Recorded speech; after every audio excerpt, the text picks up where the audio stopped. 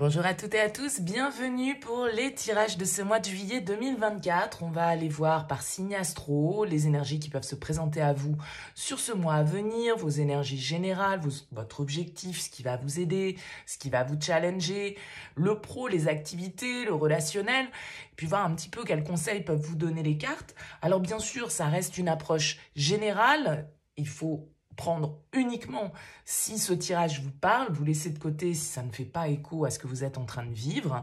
Il est évident que ça ne peut pas parler à tous, donc allez voir aussi votre signe ascendant, votre signe lunaire, ça va vous permettre de peut-être faire une petite météo personnelle et de voir un petit peu et de prendre en tout cas les éléments qui peuvent vous parler le plus. Si vous souhaitez une guidance personnalisée, vous avez mon mail qui apparaît en bas de cette vidéo, lililataro@yahoo.com. Je fais toujours une approche préalable avant la première consultation pour voir si je cerne bien votre situation. Donc, le but, c'est de savoir s'il est intéressant de poursuivre nos échanges. Donc, dans votre mail, ne me donnez que très peu d'éléments.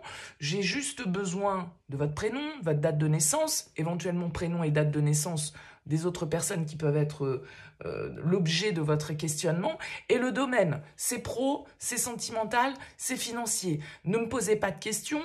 Dans vos questions, bien souvent, il y a déjà des éléments de réponse sur la situation actuelle, donc restez le plus large possible. Je reviens ensuite, bien sûr, vers vous pour vous expliquer mon fonctionnement et les conditions.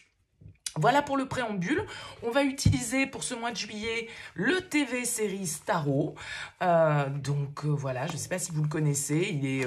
Il est illustré de manière assez sympa, assez marrante. On va regarder ça ensemble. J'ai déjà utilisé dans différents tirages, mais ça fait un petit moment que je crois ne pas l'avoir mis sur des vidéos. Voilà pour cette introduction. On se retrouve tout de suite pour le tirage. Bienvenue les béliers pour les énergies de ce mois de juillet. On regarde ici votre énergie principale, votre objectif, votre force, le défi, le conseil, votre vie active, votre vie relationnelle, votre vie intérieure et comment vous sortez de ce mois de juillet. Alors les béliers, pour vous en dos de deck, on a la 9 d'épée. Alors la 9 d'épée, elle va nous parler un petit peu de pensée négative. La 9 d'épée, vous voyez ce personnage, il n'arrive pas à dormir, il se prend la tête entre les mains, il est en train de se faire un sang d'encre pour une situation, il est en train de stresser, il a des idées comme ça qui se bousculent dans sa tête qu'il n'arrive pas vraiment à faire taire. Le 9 d'épée, c'est notre mental qui vient un petit peu nous grignoter, qui vient nous faire voir ou nous faire envisager toutes les situations de manière un petit peu négative. On envisage tout ce qui pourrait mal se passer. Donc, il y a une forme comme ça, un petit peu de burn-out, de stress, de suractivité mentale qui n'est pas forcément toujours positive avec la 9 d'épée. Parce que, voilà, on appréhende une situation, on culpabilise, bon, que sais-je. Donc, on va regarder votre tirage, on va voir un petit peu comment tout ça ressort. Reine de coupe en énergie principale, 2 de bâton en objectif. La papesse en force. Le page d'épée en défi. Le 8 de coupe en conseil. Dans votre vie active, on a la 9 de coupe. Dans votre vie relationnelle, on a la mort. Dans votre vie intérieure, la 5 de bâton. Et on sort avec la 4 de denier. Alors, qu'est-ce qu'on a? On a une arcane majeure, l'arcane sans nom ici. Ah non, on a la papesse et on a la mort. Ok. On a des coupes, on a des bâtons, on a des épées, on a des deniers. C'est quand même assez équilibré ici pour vous. Alors, découvrons ici votre énergie principale, la reine de coupe.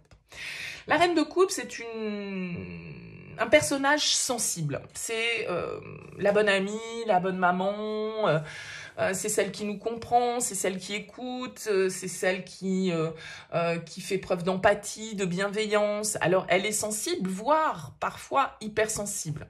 Elle a tendance, la reine de coupe, à se mettre toujours un petit peu en retrait, à se faire passer après les autres. Elle peut être parfois en position un peu sacrificielle parce qu'elle est tellement dans la bienveillance que parfois, elle s'oublie elle-même, la reine de coupe. Alors, ça peut être aussi l'influence d'une bonne amie, d'une mère, d'un personnage ici qui vous comprend, qui vous écoute, à qui vous pouvez vous confier, et qui peut être d'ailleurs un signe d'eau, cancer, scorpion ou poisson. En tout cas, avec cette reine de coupe, on sent que vous êtes connecté à votre cœur, à ce qui se passe. Il y a peut-être pas mal d'émotions ici sur ce mois de juillet, ou en tout cas des compréhensions et une forme aussi d'intuition avec cette reine de coupe, parce qu'elle ressent, on n'a pas besoin toujours de lui dire les choses, la reine de coupe, elle a compris à demi-mot.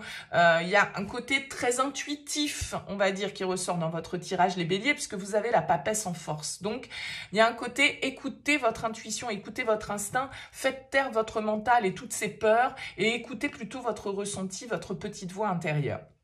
Vous avez comme objectif la 2 de bâton. Donc la 2 de bâton, c'est une carte qui va nous indiquer que vous avez peut-être une situation que vous devez étudier, différentes possibilités que vous devez étudier. Le 2 de bâton, c'est un peu, pour moi, je l'appelle le petit bonhomme Michelin, c'est celui qui doit préparer son itinéraire. Donc, quand vous voulez faire un voyage, vous avez plusieurs options possibles, le train, l'avion, la voiture, et puis différentes destinations possibles. Donc, pour moi, le 2 de bâton, c'est celui qui doit faire cet inventaire-là, l'inventaire des possibilités. Voilà où je veux aller, voilà les différentes options qui se présentent à moi, et comment, du coup, je vais évaluer toutes ces alternatives et comment je vais du coup définir mon itinéraire, parce que le 2 de bâton, il y a quand même une idée de choix derrière, de prise de décision après avoir réfléchi aux différentes options qui se présentaient. Donc vous êtes dans une démarche en tout cas de réflexion, d'évaluation pour peut-être fixer justement une nouvelle direction ou prendre une décision. Comme je le disais, avec la papesse en force, écoutez votre intuition. La papesse, elle sait les choses sans qu'on ait besoin de lui expliquer, sans qu'on ait besoin de lui dire. Elle connaît, elle sait percer, entre guillemets, les mystères, les secrets. Faites confiance à votre intuition, faites confiance à vos perceptions. Peut-être même qu'il y a des choses qui vous viennent en rêve, vous voyez. Et des fois, il faut faire attention à ces petits messages, entre guillemets, qui peuvent vous permettre de vous connecter à une forme de vérité instinctive qui va vous guider dans la bonne direction. D'accord? Donc la papesse, elle fait, entre guillemets, la sourde oreille au bruit extérieur ou aux pensées ici négatives, aux peurs, à notre ego, etc. Elle agit en fait avec une certaine forme de sagesse, la papesse. D'accord? Elle sait ce qui est juste. Donc, il y a un pouvoir, un potentiel subconscient, on va dire, et on vous invite d'un certain côté à fermer les yeux pour parvenir à vraiment voir d'un certain côté. Parce que parfois, voilà, en faisant le calme et en se recentrant, en s'isolant, en réfléchissant, qu'on va discerner au mieux cette petite voix intérieure et qu'on va pouvoir l'entendre, loin de l'agitation extérieure, loin de toute négativité ou de pensée un petit peu comme ça stressante. Votre défi, c'est le page d'épée. Alors pour moi, le page d'épée, il invite à une nouvelle vision des choses. Il invite à la communication aussi, le page d'épée. C'est un page qui est curieux, qui a envie de s'ouvrir. Alors, pour moi, en blocage, ça veut quand même un petit peu dire que il y a peut-être une peur chez vous de ce que les autres pourraient penser de vous, de vos décisions, de vos actions, d'accord ? Il y a l'idée de ne pas oser peut-être exprimer ce qu'on ressent, exprimer ses idées, comment dire, de partager un petit peu vos idées, d'accord ? Donc, en vous empêchant de dire les choses telles que vous les pensez, eh bien, du coup, voilà, vous bloquez peut-être un petit peu votre potentiel. Il y a une idée avec le page d'épée aussi d'être un peu en quête de vérité, d'aller chercher les informations, de poser les questions. Parfois, c'est des questions qui dérangent, parfois, c'est des réponses qui dérangent. Et du coup, des fois, il y a des discussions qu'on préfère éviter parce qu'en fait, on n'a pas forcément envie d'entendre ce que l'on a peut-être déjà perçu intuitivement. D'accord? Donc, il y a cette idée quand même, vous avez la 8 de coupe en conseil. 8 de coupe, il vous invite à aller de l'avant. Il vous invite à tourner le dos aussi, vous le voyez symboliquement, à une situation ou à des émotions qui ne sont plus justes pour vous, qui ne vous apportent plus rien, dont vous avez fait le tour. Le 8 de coupe, c'est une carte qui nous parle de quête de vérité personnelle, qui nous parle également de d'oser aller vers autre chose, d'oser laisser la place à autre chose, à l'inconnu, soit, mais à autre chose du coup aussi, qui va nous permettre ici de laisser derrière soi certaines situations. Ça peut être une carte de départ, d'éloignement. On vous invite peut-être à prendre de la distance par rapport à certaines situations, par rapport à certaines personnes. Vous avez la mort quand même dans le relationnel, donc il y a un changement ici qui doit s'opérer. Il y a une situation qui vous préoccupe, entre guillemets, dans laquelle la communication est peut-être compliquée. Vous n'arrivez peut-être pas avec ce page d'épée à obtenir les éléments, les informations dont vous avez besoin pour votre réflexion. On vous dit, ok, la réflexion c'est bien, écoutez votre instinct, parce que, vous savez en fait, vous la connaissez la réponse. Mais comme je le disais, parfois on ne veut pas la voir non plus. Dans votre vie active, on a la 9 de coupe. J'ai l'impression que ça se passe plutôt bien de ce côté-là. Il y a des réjouissances avec la 9 de coupe. On est dans l'épanouissement, ce qu'on fait nous plaît. On est dans la réussite. On a une certaine reconnaissance. Donc la 9 de coupe, elle nous parle quand même, voilà, pour certains, d'arriver enfin à un stade d'épanouissement, de réussite personnelle. C'est plutôt une carte sur laquelle je ne vais pas m'appesantir parce que pour moi, c'est peut-être pas ici, les béliers, que le bas blesse. Il y a des réjouissances au niveau pro. Tout va bien à ce niveau-là. J'ai l'impression que votre questionnement et votre réflexion, elle se joue plus ici au niveau relationnel. Pourquoi? Parce qu'on a cette carte de la mort. Alors, je parlais tout à l'heure d'un signe d'eau, éventuellement, ça peut être du scorpion, ici. La mort, en tout cas, elle va nous indiquer qu'il y a quelque chose qui change dans votre vie relationnelle. Symboliquement, il y a quelque chose qui meurt pour laisser la place à autre chose. Bien évidemment, personne ne meurt, c'est pas ça l'idée avec le tarot, mais c'est une carte, en tout cas, qui va nous dire que vous êtes en train d'embrasser le début d'un nouveau chemin. Mais pour embrasser le début d'un nouveau chemin, il faut aussi, du coup, clôturer un chapitre. C'est un changement majeur ici dans votre vie relationnelle. C'est peut-être pour ça que je disais, c'est par rapport à ça que vous menez votre réflexion, que vous devez vous écouter, sentir ce qui est bon pour vous, oser, comme je le disais, peut-être aller chercher les informations qui vous manquent. Mais la mort signifie en tout cas qu'il y a quelque chose dans votre vie qui touche à sa fin au niveau relationnel. Donc, bien évidemment, il n'y a rien de morbide, c'est faire la place pour un nouveau chemin. C'est une carte, bien évidemment, de renaissance, mais qui nécessite une mort métaphorique. Donc, il y a un chapitre que vous devez clôturer avant d'en entamer un nouveau. Donc, peut-être la fin d'une histoire, peut-être la fin de certaines relations, voilà, on coupe peut-être certains liens. Vous ressentez, en tout cas, sans doute cette fin et qui va... tout compte fait, laisser place à un changement majeur. Donc, ne perdez pas de temps dans des situations, peut-être au niveau relationnel, qui n'ont plus lieu de vivre, qui n'ont plus lieu d'être. Acceptez, avec la mort, de faire la récolte, de labourer le champ, sur le principe, pour pouvoir planter de nouvelles graines. Donc, la mort, symboliquement, ici, elle va nous indiquer que, voilà, il y a un chapitre, en tout cas, une étape importante qui se passe dans votre vie relationnelle. Et vous la sentez venir, je pense, avec cette papesse. Vous savez de quoi il en retourne, en fait, les béliers. Intérieurement, on a la 5 de bâton. Alors, c'est un peu agité avec la 5 de bâton. C'est une carte qui va nous parler d'instabilité d'humeur, peut-être, d'instabilité dans nos désirs. C'est une carte qui va nous parler de désaccords, de disputes. 5 de bâton, souvent, c'est quand on n'est pas d'accord avec les autres, quand on se bat un petit peu pour imposer ses idées, ses points de vue. On est en litige, on est dans le débat, en tout cas. Alors, ça peut être avec vous-même. Peut-être que vous n'êtes pas tout à fait aligné avec vous sur certaines choses. Peut-être qu'il y a une forme de colère, de frustration, d'agitation qui s'empare de vous intérieurement.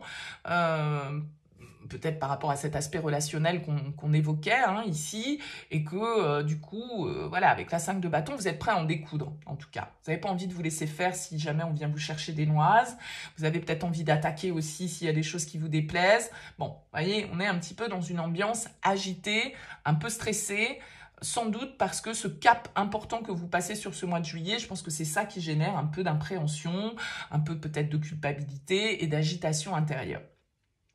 Vous sortez de ce mois de juillet, pardon, avec la 4 de denier. Alors, la 4 de denier, vous voyez, dans ce tarot, il est représenté par un personnage qui est en fauteuil. Donc, il y a une certaine forme d'immobilité. peut-être un manque de perspective un petit peu que vous ressentez sur cette fin juillet. Il y a peut-être certaines choses qui prennent fin, mais vous voyez peut-être pas trop la suite, en fait. Vous voyez peut-être pas trop ce que ça va, à quoi ça va laisser place, d'accord? Et avec la 4 de denier, peut-être que vous accrochez un petit peu les béliers à votre zone de confort, à une certaine forme de sécurité, à une certaine forme de stabilité dont vous avez besoin, qu'elle soit matérielle ou non, hein, peu importe. Vous accrochez à vos valeurs et il peut y avoir un petit peu des choix que vous faites dans votre vie qui, tout compte fait, sont dictés par un sentiment de manque, par une peur de l'inconfort, par une peur de l'inconnu. Et la carte ici du 8 de coupe vous invite à aller vers l'inconnu. Et ça vous tiraille, c'est ça sans doute qui vous fait peur. C'est le fait de vous dire, ok, je sais que là j'ai un cap à passer, il y a un changement, comme je vous l'ai dit, pour moi c'est relationnel. Il y a une évolution, mais cette évolution, elle me fait peur. Et en même temps, je ne sais pas trop si j'ai envie de quitter, entre guillemets, ce que je connais actuellement, parce que ça m'apporte du réconfort, ça m'apporte de la sécurité, ça m'apporte un sentiment, en tout cas, de sécurité. Et je n'ose pas trop lâcher prise sur ça, parce que ce serait inconfortable, ce serait effrayant. Et du coup, vous pouvez vous cramponner un petit peu de manière excessive à certaines situations où, tout compte fait, vous auriez peut-être plus intérêt à lâcher prise, à ouvrir votre vision, à changer votre état d'esprit et à voir les choses peut-être sous un autre angle. Encore une fois, peut-être pas sous l'angle du mental, de l'ego, des peurs, mais plutôt sous l'angle de qu'est-ce que je ressens. Je sais en fait au fond de moi ce qui est bon ou pas bon pour moi, pourquoi je ne le suis pas, quoi, en fait. Voyez, donc là, écoutez vraiment votre intuition, les béliers, ça va être important pour vous sur ce mois de juillet, pour vous permettre d'avancer, on va dire, vers plus de sérénité et d'accepter les changements qui doivent avoir lieu, en fait, et a priori relationnellement parlant. Voilà pour vous les béliers, écoutez, n'hésitez pas, laissez-moi un petit mot, un commentaire sous cette vidéo pour me dire comment ça aura vibré pour vous. Merci pour votre écoute et pour votre présence. Je vous dis à bientôt.